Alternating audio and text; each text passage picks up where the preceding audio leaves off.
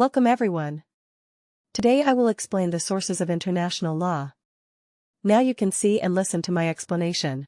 Notion of sources. Legal processes and methods for the creation of international law. International Court of Justice, ICJ, Art. 38 of the statute. The court, whose function is to decide in accordance with international law such disputes as are submitted to it, shall apply. A. International conventions, whether general or particular, establishing rules expressly recognized by the contesting states. B. International custom, as evidence of a general practice accepted as law.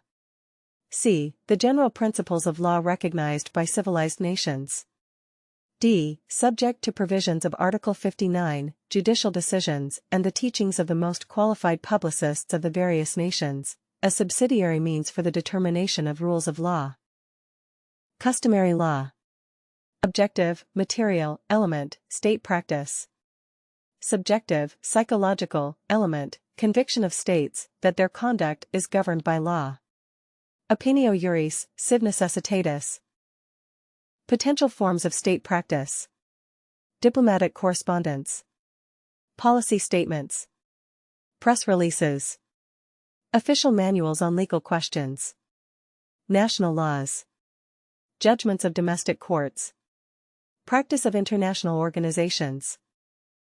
Modalities of state practice.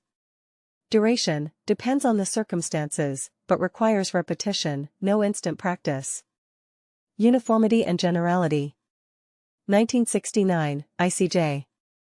North Sea continental shelf cases, both extensive and virtually uniform. 1986, ICJ. Nicaragua, conduct of states should, in general, be consistent with such rules. Acceptance of states whose interests are specifically affected, deeper of set of footprints. Protest, acquiescence and change. 1984, ICJ. Gulf of Maine, acquiescence is equal to tacit recognition manifested by unilateral conduct, which the other party may interpret as consent. Generally, if states acquiesce in the development of new customary rules, it can be deemed as reinforcing it. But, states may not protest for different reasons. Persistent objector, objection against a newly emerging customary rule since its inception, the new norm is inapplicable to the objector. General principles of law, recognized by civilized nations. Certain legal principles that can be found in all major legal systems, continental, common law, Asian, etc. E.g., binding force of treaties, finality of judgments, residential judicata, good faith, bona fides, compensation, indemnity. Ius cogens. Art. 53, a Vienna Convention on the Law of Treaties. A norm accepted and recognized by the international community of states as a whole as a norm from which no derogation is permitted and which can be modified only by a subsequent norm of general international law having the same character. Erga omnes. ICJ. Barcelona traction case.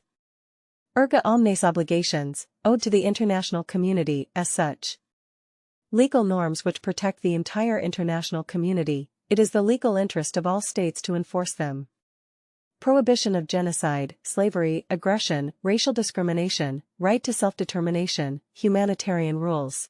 Resolutions of international organizations. Usually non-binding except for member states. UN General Assembly resolutions might be evidence of custom if, I, predominant majority of states including states whose interests are specially affected, 2, repeatedly, 3, adopt it with the same content. Moreover, they might constitute authoritative interpretation of the UN Charter. SC resolutions, binding if adopted with reference to breach or threat to peace or aggression. Soft law. Role, not legal norm but might be important for the development of international law, e.g. international environmental law. Two types. Non-binding terms in a binding treaty, e.g. the parties will endeavor, attempt. Apparently binding language, but the parties only wanted a political agreement. E.g. Helsinki Final Act. Relationship of international law and domestic, municipal, law.